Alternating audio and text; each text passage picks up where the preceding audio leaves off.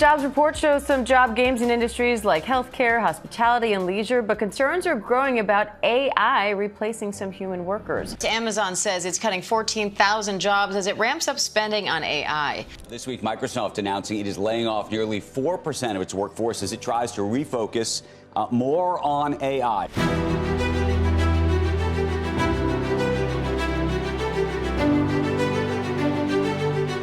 Imagine you're a customer trying to cancel an insurance policy.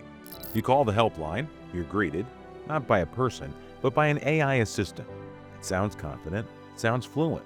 It gives you a reference number and tells you everything has been taken care of. 3 months later, you're still being charged. You call again. The AI has no record of your previous conversation. It gives you a new reference number, tells you the same thing, and the cycle repeats.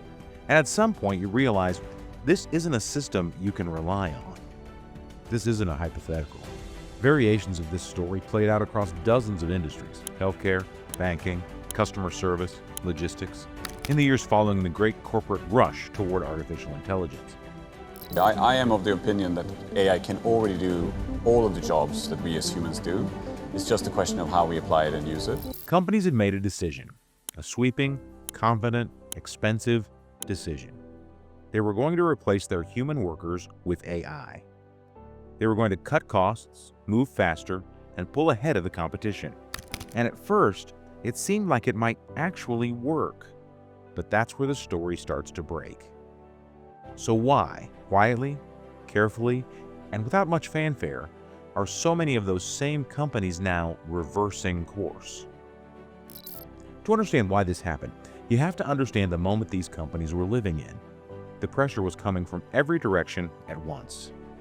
On one side, there was pressure. Costs were rising, teams were expensive, and if there was a way to reduce that cost, it was hard to ignore. The technology itself looked impressive. AI could answer questions, draft documents, and handle tasks in seconds. And then, there was the fear. There's a particular kind of anxiety that spreads through corporate boardrooms when a new technology appears. It's the fear of being left behind.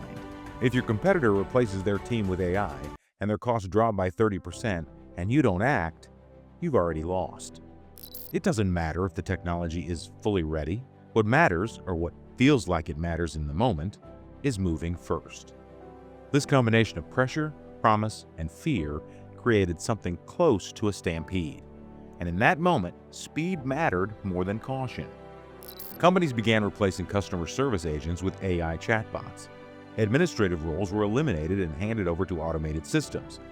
Scheduling, document processing, data entry, first-line medical intake, all of it became a candidate for replacement. Entire departments were restructured around the assumption that the machine could now do what the humans used to do. The announcements were bold, the projections were optimistic, and in the short term, the numbers looked good on paper. But something was already going wrong. At first, nobody noticed. The problem wasn't that AI was useless. The problem was that it was convincing and wrong. There's a term for this in the industry: hallucination. It refers to the tendency of AI systems to generate information that sounds entirely plausible but is simply not true. A date that doesn't exist, a policy that was never written, a customer record that contains details the system invented, a medical code applied to the wrong procedure. In a controlled demonstration, hallucinations are easy to spot and dismiss. In a real business environment, where hundreds of interactions are happening simultaneously, where speed is the goal, and where most of the output is never reviewed by a human, hallucinations become something far more dangerous. They become operational mistakes that compound over time. And here's the deeper problem. When employees began noticing errors, the natural response was to check the AI's output, then double-check it, then create a verification process, then create a process to manage that verification process.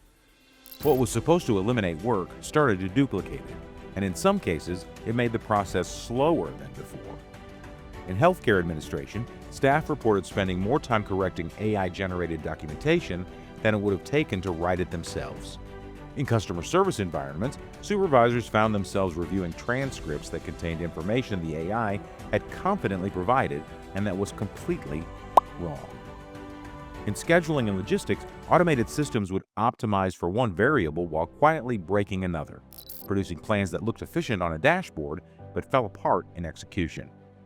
The trust broke down, and once the trust is gone, the entire system slows down. Workers didn't know which outputs to trust and which to question. They began treating everything the AI produced as a first draft in need of verification, and the human cost of that verification, the time, the cognitive load, the frustration, was never factored into the original efficiency projections. The numbers that had looked so good on paper began to look very different in practice. It looked like efficiency, but it wasn't. If you find yourself drawn to these kinds of stories, the hidden side of big decisions, the gap between what was promised and what actually happened, consider subscribing to In Retrospect. There's a lot more to come. For some companies, the consequences were slow and cumulative. For others, they arrived all at once. And by then, it was already too late to quietly fix it. Customer satisfaction scores dropped in ways that correlated closely with AI deployment, not just because problems weren't solved, but because nobody felt responsible for solving them. Complaints about automated systems became a category of their own, not just complaints about the problem itself, but about the inability to speak to a human being who could understand nuance, exercise judgment, and take genuine accountability. There's something that gets lost when you remove human beings from the moments that matter. A customer who has just had a difficult experience doesn't always want a resolution. Sometimes they want to feel heard. An AI can simulate understanding, but it cannot provide it. And people, it turned out, could tell the difference. Some organizations began quietly scaling back. AI tools that had been rolled out with great fanfare were de-emphasized in internal communications. Roles that had been eliminated were recreated under different titles. Contractors were brought in to handle work that the automated systems were producing, but getting wrong. Others took the more direct route. They rehired. This wasn't widely reported. There's no press release that says, "We replaced our workers with machines, it didn't work, and we've brought people back." But the evidence accumulated through hiring data, through internal reports that eventually surfaced, through the accounts of workers who found themselves being called back. The Great Replacement had, in a significant number of cases, failed. Not because the technology was worthless, but because it had been deployed in the wrong way, at the wrong scale, with the wrong expectations, in the wrong environments. This is where the story gets interesting, because what we're describing isn't entirely new. Every generation has had its version of a technology that arrived with promises it couldn't immediately keep. In the late 1990s, the internet rewired the logic of the entire global economy almost overnight. Companies that had no clear path to profitability were valued in the billions. The infrastructure being built was real. The transformation being predicted was real. But the timeline was wrong. The expectations had outpaced the reality, and when that gap became impossible to ignore, the correction was severe. We may be in a similar moment with artificial intelligence, but this time the scale is much bigger. The technology is real. The long-term potential is significant, but the distance between what AI can do in a laboratory and what AI can reliably do in a messy, complex, high-stakes business environment is still very large. And the investments being made, hundreds of billions of dollars across every major economy, are being made on the assumption that this gap will close quickly and that the returns will follow. That may be true, but it hasn't been proven yet. What's striking is how the incentive structure of the current moment makes it very difficult to say so publicly. Companies that have spent enormous sums deploying AI are not well positioned to announce that the experiment isn't working. Executives who champion these decisions are not eager to revisit them in front of a board of directors. And the vendors selling AI tools have every reason to keep the optimism at full volume. So the acknowledgement of failure tends to happen quietly, incrementally, in the gap between what gets announced and what actually gets done. There are a few different paths forward from here, and the honest answer is that nobody knows which one we're on. In one version of the future, the technology catches up. The hallucination problem gets solved or significantly reduced. AI systems become genuinely reliable in complex, real-world environments. The companies that are currently pulling back will re-enter, more carefully, more strategically. And the transformation that was promised will eventually arrive. The workers who were displaced will have to find a new equilibrium, and the economy will absorb that disruption in ways that are difficult to predict. In another version, the technology plateaus before it gets there. The current generation of AI turns out to be a powerful tool with clear limitations, excellent at certain narrow tasks, unreliable at others. And the dream of wholesale workforce replacement turns out to be exactly that, a dream. Companies recalibrate, expectations settle, and AI finds its place as something that augments human work rather than replacing it.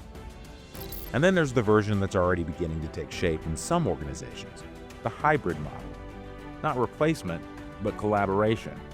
AI handling the repetitive, the high volume, the well-defined. Humans handling the ambiguous, the relational, high stakes. Not the future that was advertised, but arguably a more useful one. The interesting question is not whether AI will be a part of how we work. It almost certainly will be. The question is whether the way we introduced it, hastily, competitively, with inflated expectations and insufficient caution, will set back that integration by years. Some of the most significant advances in how businesses operate have come not from grand disruptions, but from gradual, honest processes of learning what works and what doesn't. The companies that tend to get there first are not always the ones who move the fastest. They're the ones who pay closest attention. The decision to replace human workers with AI was made in boardrooms that were under pressure, surrounded by impressive demonstrations and shaped by a fear of falling behind. It was, in many ways, an understandable decision. But decisions made at speed, under pressure, driven by fear, those are often the decisions that come back to teach us something. What companies discovered when the projections met reality is that intelligence, artificial or otherwise, is not just about processing information quickly. It's about judgment, context, accountability, trust. And those qualities are harder to automate than anyone's slide deck suggested. The workers who were let go understood something the models didn't, not because they were better at any single task, but because they were present in a way that still matters, even in a world that keeps finding new reasons to believe it doesn't. The story of AI replacing humans is far from over, but the first chapter has been written, and it did not end the way anyone expected. In retrospect, stories behind decisions, secrets, and turning points that shape our world.